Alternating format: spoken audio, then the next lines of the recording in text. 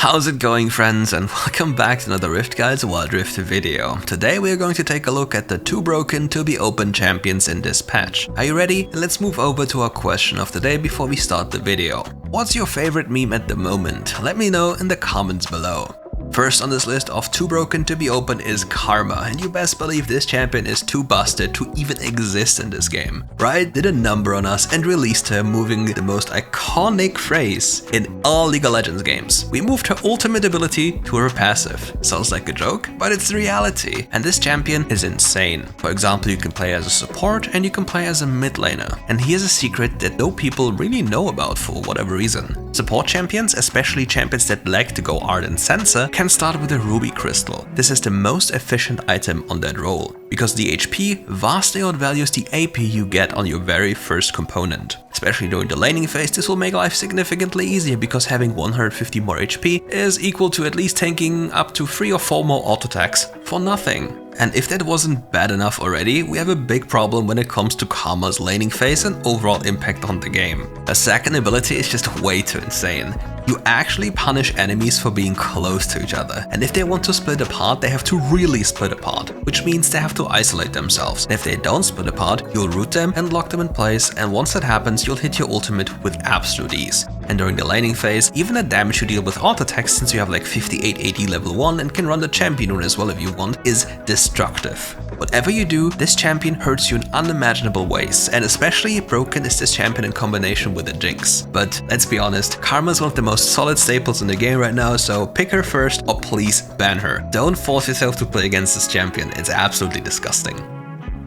Next on this list comes Irelia, and Irelia, with the recent buffs and new items that we got, is just too busted. She doesn't die anymore and there's no real punishment to her missing spells, because all she needs to do is stack her passive and then beat you up. And here's the real problem with Irelia in this current iteration of WildRift. With the item Divine Sinnr released, you have the best staple item as your first item for Irelia. What makes this especially problematic is the fact that this item grants you just more than 400 health. Because you have to think about the following. Whenever you hit a target with a spell, you get the Divine Sinnr passive, which then heals you and deals bonus damage. This thing has a 1.5 second cooldown, and now you think about what you're doing with Irelia. You're using a lot of spells. Especially in a teamfight, you're going to dash so many times, you're going to use so many different spells, and every single time you'll use a spell after a 1.5 second period, you'll heal for an obnoxious amount of HP. And if you want the real WildRift experience, I'd like to introduce you to the Divine Sinnr Death Dance Triumph moment. This incident is also known as the "you can't kill me and you'll die in elf full heal whatever happens" moment. Here's the rundown. You're casually inflating your HP pool with the Divine Sinnr with effective health. Then you're adding in the Death Dance, which will delay the damage you'll take and heal you instantly, plus remove the staggered damage once you kill somebody. Now, let's think about something that makes it even worse. Your second ability. Whenever you're facing a lot of burst damage, you can just use your second ability and sit there and channel it. Even if you get CC'd, nothing will happen to you because this will not get cancelled. And let me tell you this, taking 50% less damage is quite a cool thing.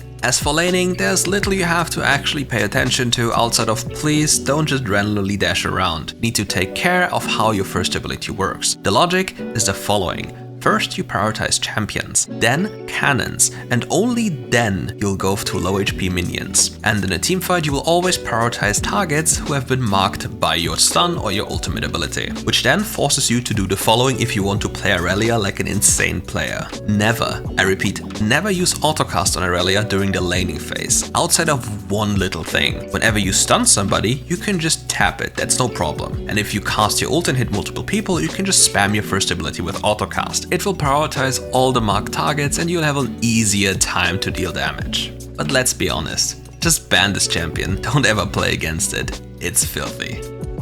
The next champion on this list is Kha'Zix, and Kha'Zix has ever been a monster for solo queue. Assassins are just crazy, but especially if you build them like a bruiser. But the most specific thing about Kha'Zix is that he'll never be spotted with a ward, as long as he goes Duskblade of Draktar. It will always tell him if he's on a ward, and therefore you can maneuver around the map without ever being spotted. That and the bonus damage he deals on isolated targets make him insane for objective taking. But something that is very specific about this champion is that you want to get to level 5 as safely as possible. You're relatively weak from levels 1 to 4, but on level 5 you spike, which makes you a terrifying level 5 champion. Because your cooldown on your first ability goes down drastically, you'll go crazy in 1v1s. And since you can just go stealth and avoid the enemy's burst damage or DPS, while you're waiting for your first ability to cool down, you can just do it on repeat. But here's the thing that truly makes Kha'Zix terrifying as a champion. In solo queue there's a lot of chaos and people isolate themselves all the time, even subconsciously. And Kha'Zix just needs a fragment of a second to take you down. Once you're isolated and he catches you, you will just die in an instant, he just deals too much damage. And once he did this, he'll do the same to all your teammates, because once it starts, he gets rolling. And if that isn't bad enough, he can also enter a different mode. If he goes for the first ability, second ability and then third ability evolve, he can actually control fights. He can engage them from range by slowing the enemy down, and he can peel for his teammates. Most importantly, he will never be useless. He will always be able to at least do something, which is very important for the solo queue context. But don't forget that if you're snowballing, you can even evolve your third ability second, so you can jump around and reset permanently. I myself prefer the second evolve over this, but it's preference. Another champion that loves to capitalize on chaos and especially people being grouped up is Rakan, especially with the build that he goes full AP on. Whenever this happens and he's running Electrocute, he'll immediately destroy people and sets up his team magnificently. What makes him so dangerous is similar to Kha'Zix. A fraction of a second is enough in terms of mispositioning that you'll immediately die, and in solo queue, expecting people to be coordinated and respecting fog of war is not realistic, therefore it's just easier to ban this champion. But here's something most Rakan players just overestimate themselves with. On level 1 you'll see them just jump into you, but what about you flashing aggressively? So once he jumps into you, he'll overextend because he's still level 1. He doesn't have an escape spell yet, however he just has his flash. But if you're already behind him and force him to run through you, there's no way he can survive. The only thing you have to take care of in this scenario is minions, but once he does that you can actually punish him. But on level 5 you need to be super careful, because if he tags you, you will die. He has enough damage with the Electrocute and AP build to just kill you with some assistance, maybe even alone with an ignite. But please, don't disrespect them and don't walk close to brushes in the early game. He might sit in there, trap for you and poke you down on level 1, which makes laning impossible. The next champion, which is absolutely disastrous to face in lane, is Yuumi. This champion, if piloted well, is a menace. What she needs to do for that is having a ruby crystal and her third ability on level 1. Then she just needs to auto-attack you continuously. There's not much you can do because most champions lack the damage to kill her. On level 1 with a ruby crystal, she has like 690 HP. If you combine the shielding from a passive and the healing, you get to more than 800 HP on level 1 effectively, which if you combine healing, exhaust and ignite makes it even more problematic. Then the fact that her healing is a cooldown and her shielding is also a cooldown, how can you kill her if you can't burst her? She has enough HP or too much HP for you to kill her, and then she just heals up again. Well, you just can't. You'll slowly die and there's nothing you can do about this, unless you watch the other video and learned about the champions that help you counter the Yuumi. So please, just remove this champion, don't play against her, nobody loves her.